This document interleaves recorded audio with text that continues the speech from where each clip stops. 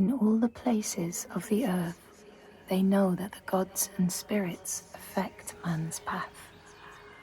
All the misfortune that befalls man lies at their feet. If you have eyes to see, you see their presence and their power. Keep your eyes open, traveler, and you might see their faces. Here, they once said that Loki lies imprisoned in a cave, trapped by his enemies, who set a serpent above to drip venom on his face. His wife, Sigyn, sits beside to catch the venom in a bowl, but when she must leave to empty it, the poison falls unabated. His pain is so great that he thrashes and writhes. And here above, we see the earth shake and break apart.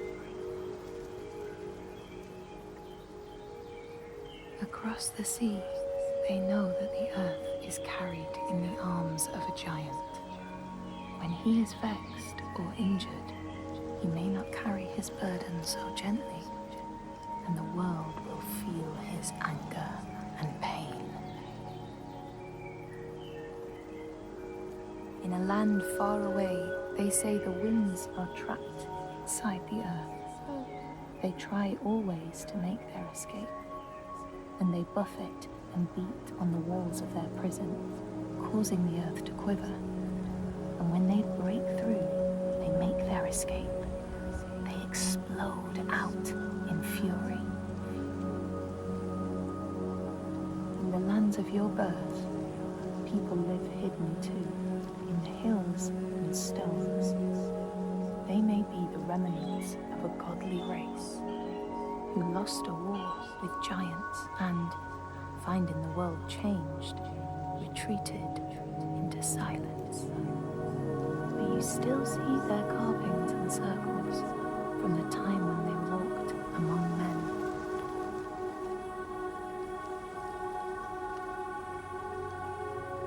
Here, they know that if times are harsh, you may ask of the hidden folk to share their bounty.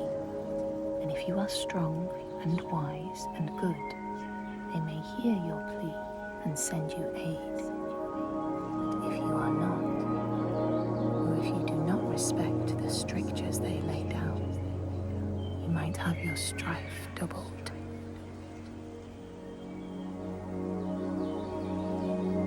In the lands of your birth, and in these lands too, they know that people can be taken by the secret fair ones. If you are not careful and do not keep to the pathways, you may find yourself among them. In a land to the east, they know that when a traveler finds themselves lost, it is the fault of the Vadadash, who wait at the crossroads to trick souls passing by. The only remedy is to let your horse lead you home, because beasts have no souls. But if you have no horse, your soul is lost forever.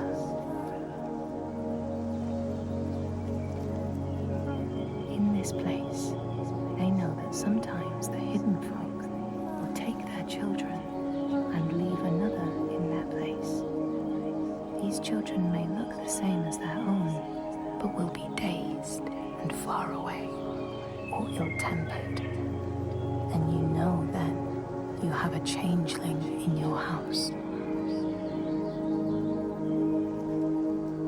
In this land, when people cannot raise their children, they will leave them in a sacred place for the hidden folk to take and care for.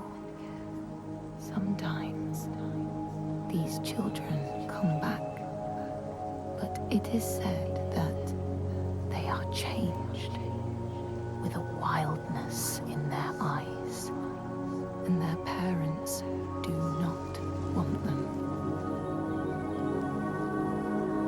These people know that children who have died uncared for can return as Ultburður, small ghosts clad in fluttering rags.